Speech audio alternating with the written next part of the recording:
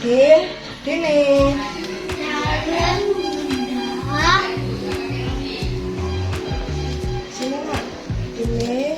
Dan tak tolong mainannya diberesin ya. Sama kasurnya dirapiin. Mejanya juga ya nak ya. Bunda nak ya. Iya Bunda.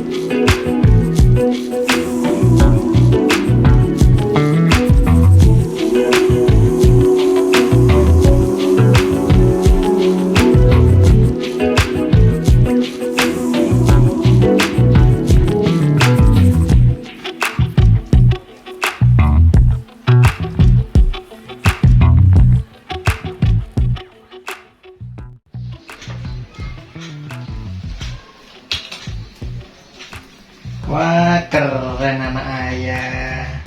Bantuin beres-beres di rumah.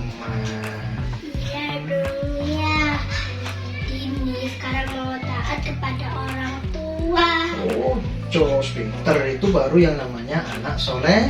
Soleha harus taat sama orang tua. Ya. Ya? Emang ada bunyi taat kepada orang tua. Ada. Ini ayah ceritain sini. Ini. Nah, ayah ceritain bagaimana perintah agama untuk taat sama orang tua. Ini ceritanya. Bapak dan ibu, ayah dan bunda, abi dan umi, papa dan mama merupakan kedua orang tua yang sangat berjasa dan berperan atas diri kita. Di tangan mereka, dari sebelum lahir sampai saat ini, kita selalu dirawat, diperhatikan, dilindungi, dan dibahagiakan.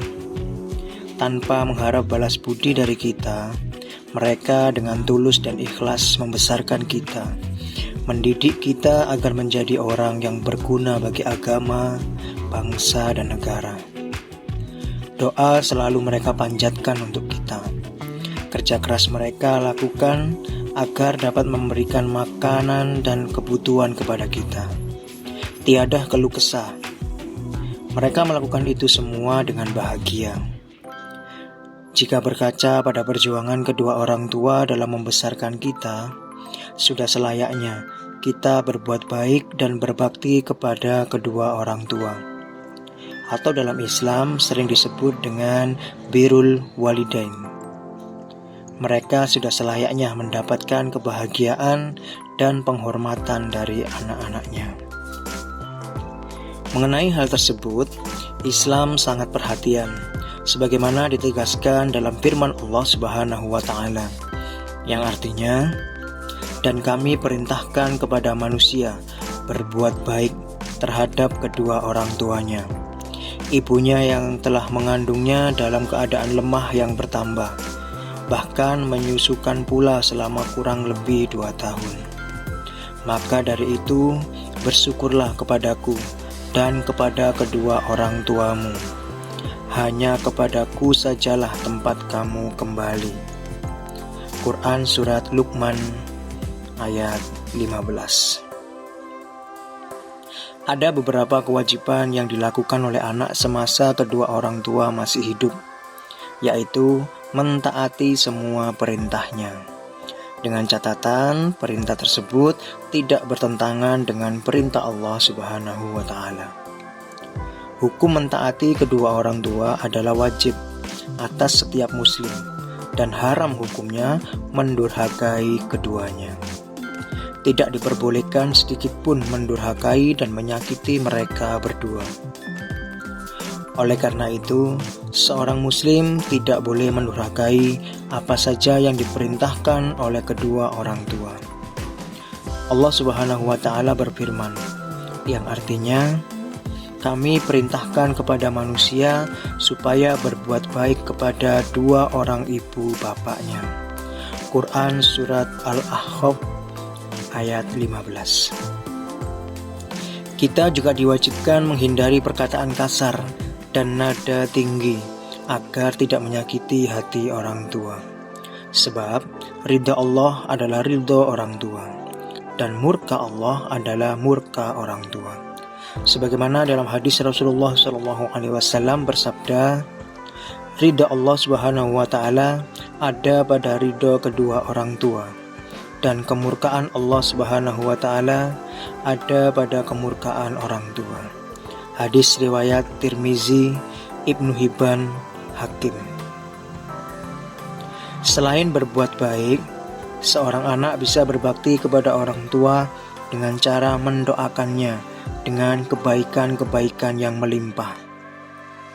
Dalam satu hadis, Rasulullah SAW bersabda, apabila manusia meninggal dunia, maka terputuslah amalnya kecuali karena 3 hal, yaitu sedekah jariah, ilmu bermanfaat, atau anak soleh yang mendoakannya. Hadis riwayat Muslim. Perintah berbakti kepada orang tua tersebut tentu diikuti dengan banyak keutamaan bagi muslim yang melaksanakannya. Karena dalam Islam, berbakti kepada kedua orang tua memiliki kedudukan yang mulia. Banyak keterangan dari Al-Quran dan hadis-hadis Nabi SAW menunjukkan keutamaan berbakti kepada kedua orang tua. Di antaranya, yang pertama, amalan paling dicintai Allah Subhanahu wa Ta'ala. Dalam suatu hadis sahih yang diriwayatkan sahabat Ibnu Mas'ud radhiyallahu anhu, Nabi SAW menyebutkan bahwa berbuat baik kepada kedua orang tua sebagai salah satu amalan yang paling dicintai oleh Allah Subhanahu wa Ta'ala. Aku bertanya kepada Rasulullah SAW, amalan apakah yang paling dicintai oleh Allah? Rasul menjawab, sholat pada awal waktunya. Kemudian apalagi? Nabi menjawab lagi, berbakti kepada kedua orang tua. Aku bertanya kembali, kemudian apalagi? Kemudian jihad fi sabilillah. Ibnu Mas'ud mengatakan, beliau terus menyampaikan kepadaku amalan yang paling dicintai oleh Allah. Andaikan aku meminta tambahan, maka beliau akan menambahkan kepadaku. Hadis riwayat Bukhari, Muslim, Ahmad, dan Nasai. Yang selanjutnya, umur panjang dan kemudahan rizki bagi anak yang berbakti kepada kedua orang tua. Anak yang senantiasa berbuat baik dan berbakti kepada kedua orang tuanya akan memperoleh keberkahan hidup berupa umur panjang dan kemudahan rizki.